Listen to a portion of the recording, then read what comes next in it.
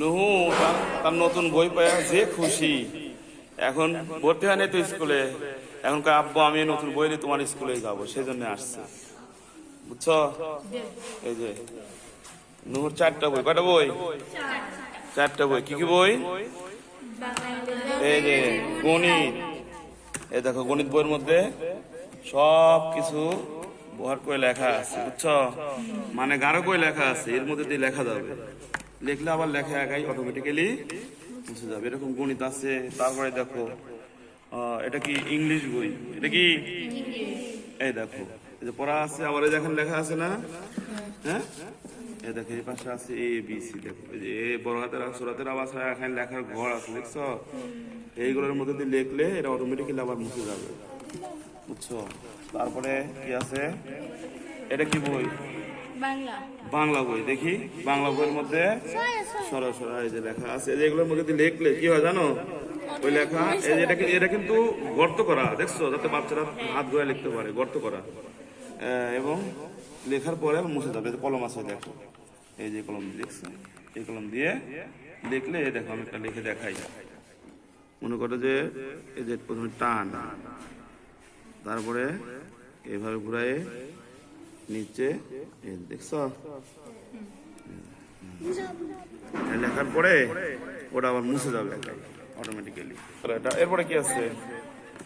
আরবি। এই দেখো আরবি বই, এটা হচ্ছে নুহুর প্রিয় বই।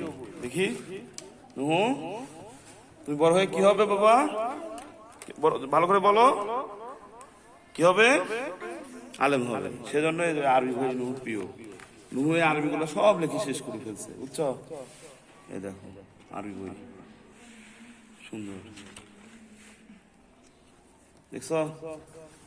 হ্যাঁ, তাহলে বসে বসে পড়াবো। হ্যাঁ, কি তোমরা সবাইকে নুহুর কাছে কিছু শুনবে? শুনতে চাও? দেখো এই দেখো কিভাবে লেখে।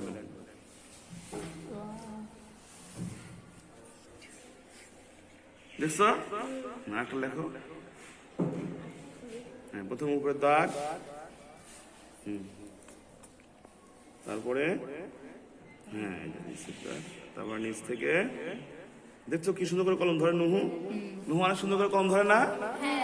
দেখো নুহু সুন্দর লেখে। নুহুর জন্য একটা হাতে তালি দাও সবাই।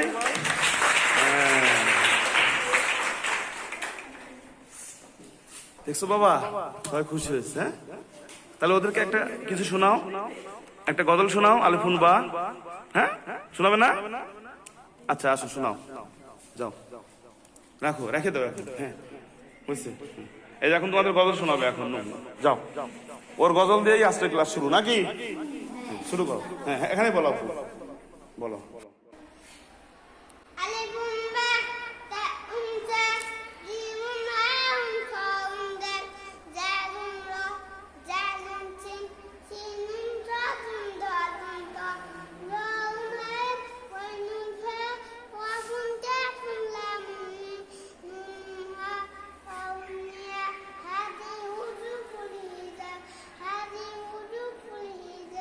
মাশাআল্লাহ, মাশাআল্লাহ,